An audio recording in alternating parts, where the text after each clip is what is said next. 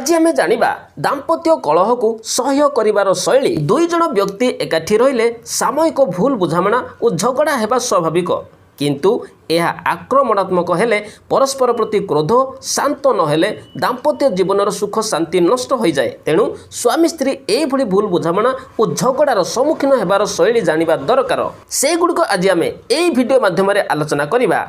Number 1, क्रोध एक स्वाभाविक प्रतिक्रिया बोली जानतु। स्वामी स्त्री परस्पर को भल पाउछंतीर अर्थ नुहे जे से माने परस्पर प्रति क्रोध ईर्षा विरक्ति और विराग अनुभव करिवे नाही। यह मनुष्यर स्वाभाविक प्रतिक्रिया। एभली हेले स्वामी बा स्त्रींकर प्रेम नाही बोली भाबिबा ठीक नुहे। अनेक समय स्वामी ऑफिस कौन सी समस्या नहीं चिंतित थाई पारंती, किछि असुविधा तांको विचलित करि थाई पारे। से भली स्थिति रे यथार्थ स्नेह प्रदर्शन न करि परिबा तुम प्रति स्नेहर अभाव बोली भाव नाही। तांकर नीरव विषन्नतारे विचलित न होई प्रश्न कर, कौन मो उपरे रागिछ, मु कोन किछि भूल करिछि। जदि एहार उत्तर रे तुमर किछि दोष नाही बोली जानती, तेबे द्वितीय प्रश्न करंतु, तुमको कौन सी प्रकार साहाय्य करि परिबि कि। एथर मध्य जदि से तुमको किछि करि परिबो नाही बोली कहंती, तेबे नीरव रे तांको कहिबाकू दियंतु। ए भली किछि समय नीरव रहिबा भितरे से निजको संभाळि नेबार सामर्थ्य जोगाड़ करि नेबे। धीरे धीरे सब स्वाभाविक होई जिवो। नंबर 2, निज अधिकार को जानतु और सुरक्षा करंतु। विवाह रे स्वामी स्त्रींकर किछि अधिकार रहिछि और तांकर पूर्णता पई दाबी उपस्थापन करिबारे स्वार्थपरता नाही, किंतु विवाह बंधन भितरे कर्तव्य मध्य किछि रहिछि। एही कर्तव्य परस्पर प्रति और संपर्कित मनुष्य मानक प्रति समान भावे रहिछि।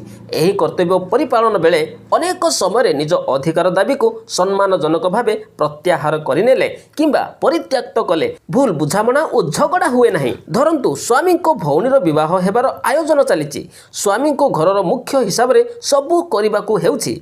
एही समय रे स्त्री निज स्वामी को पाखरे निज अलंकार हेबार दाबी उपस्थापना कले स्वामी ताहाकू स्वार्थपर बोली भाबिबे। अर्थ अभाव थिले परस्पर भितरे भूल बुझामणा और झगड़ा मध्य होई पारे, किंतु एभली स्थिति रे पत्नी स्वामी चाहिए मध्य निजर दाबी प्रत्याहार करिनेले बुझामणा बढ़े। तेणु निजर अधिकार साब्यस्त करिया पई झगड़ा को एक माध्यम रूपे ग्रहण करिबा ठीक नुहे। नंबर 3, परित्यागर भावना मनरे रखंतु नाही। स्वामी स्त्री केबे भी मन करिबा कथा नुहे जे तांकर जोड़ी अनेक कारणरू ठीक हैला नाही। अन्य कहा सहित संपर्क स्थापित हेले जोड़ी तांकर भल रहिबो, दाम्पत्य जीवन तांकर सुखमय हेबो। द्वितीय पत्नी ग्रहण करिथिबा बा द्वितीय स्वामी वर्ण करिथिबा पुरुष और स्त्री माने मध्य सेमानको द्वितीय विवाह रे किछि दिन परे असंतोष व्यक्त करिथांती। सब बेले मन रखिबे जे तुमर जोड़ी सर्वोत्तम हेबो जदि उभय चेष्टा करिवो और सेथि पई खोला मनोभाव रखिबो। विवाह बंधन छिंडाई देबारे समस्यार समाधान हुएनी। विवाह बंधन भितरे रही समस्या सकलर समाधान पाई चेष्टा करंतु, झगड़ा दूर हेबो। नंबर 4, बदलाइबर प्रथम पदक्षेप नियंतु।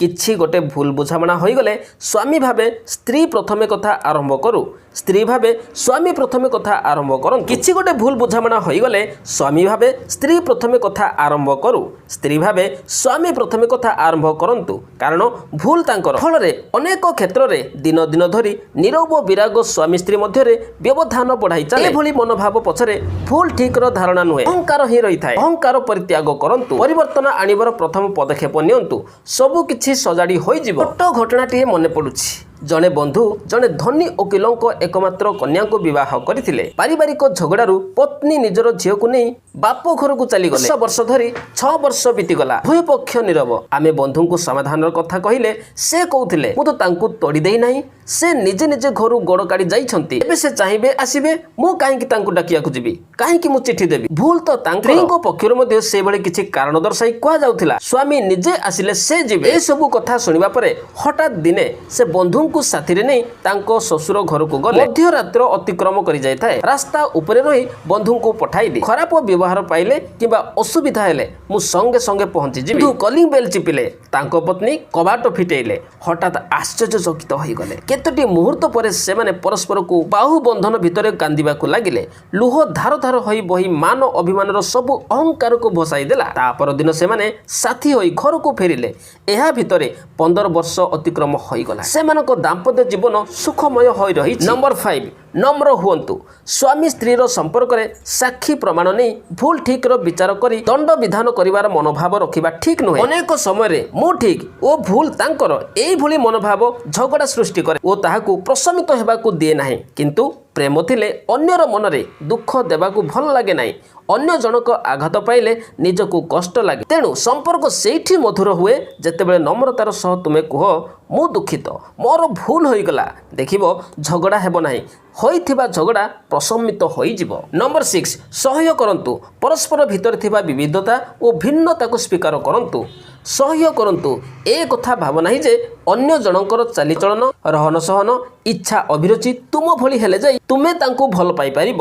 ପ୍ରକୃତରେ ପରସ୍ପର ଭିତରେ ଥିବା ଭିନ୍ନତାକୁ ଉପଯୋଗ କରନ୍ତୁ, ଉପଭୋଗ କରନ୍ତୁ। ଯେମିତି ଲାଲ ଗୋଲାପ ତୁମର ପ୍ରିୟ ହେଲେ ମଧ୍ୟ ଧଳା, ହଳଦିଆ ଓ ଅନ୍ୟ ରଙ୍ଗର ଗୋଲାପର ମଧ୍ୟ ସୌନ୍ଦର୍ଯ୍ୟ ଓ ବିଶେଷତ୍ୱ ରହିଛି ଓ ସୌନ୍ଦର୍ଯ୍ୟ ବୋଧ ଥିଲେ ସେ ସବୁ ରଙ୍ଗର ଗୋଲାପ ଦେଖି ମଧ୍ୟ ତୁମେ ବିମୁଗ୍ଧ ହୋଇପାରିବ।